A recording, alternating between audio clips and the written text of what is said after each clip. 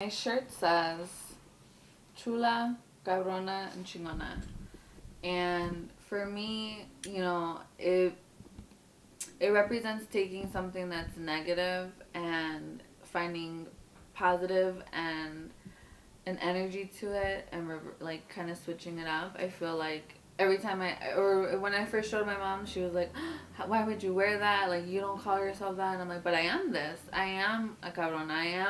I am feisty. I am sometimes stubborn, but I still get shit done, and I'm still the proud little brown girl that you raised. That's still me. And I think that we're at a time where we can do something like that, where we can take something that someone might have called us or we call ourselves and turn that negativity into something positive.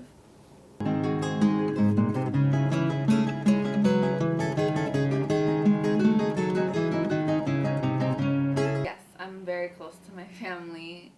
There's a lot of us. I have four sisters and an older brother, and I would say that the closest sibling that I'm close to would be my sister Elizabeth, because we shared a room for 8 years growing up together, and I miss her terribly, but she's in LA now pursuing her career. I'm a very indecisive person, so I feel like I have to confine with a lot of people before I make a decision.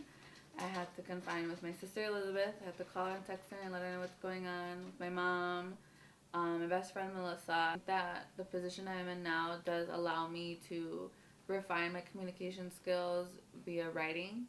And even though I like to write on my free time as a hobby, I still, some people I think would say like, oh, I write too much then if I'm writing every day to customers via email, via chat, and then still come home and write. But I feel like if that's something that I'm passionate about, I want to refine it. I'm like that kind of a person. So for me, it works for me. I learned a lot, and I try to take back as much feedback that I could get from my managers. I like to travel to LA because it's so big and there's so much things to do. And the state of California is, there's so many different things. If you go Northern California, it's a little bit different than in LA. And because my sister is there, so I like to visit her. But I would like, my next big city that I want to take on would be New York.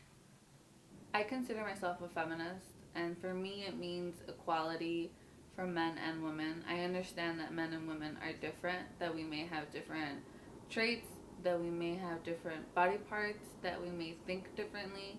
But when it comes to, especially like because I work in a office setting, for me that means equal pay. For me, it means that I'm working at the same rate as a man, and I should be compensated the same. Just because I'm a woman doesn't mean I should get paid any more or less. And it's also the same aspect in a relationship. Coming from a Mexican background, there's a big machismo culture in Mexican culture. So I would say that that's another aspect of my feminism would be that I want equality. I seek equality in my relationships and for my friends, for my mom or other moms, my aunts, any other women that you come across. You just want them to feel some kind of equality in their relationship.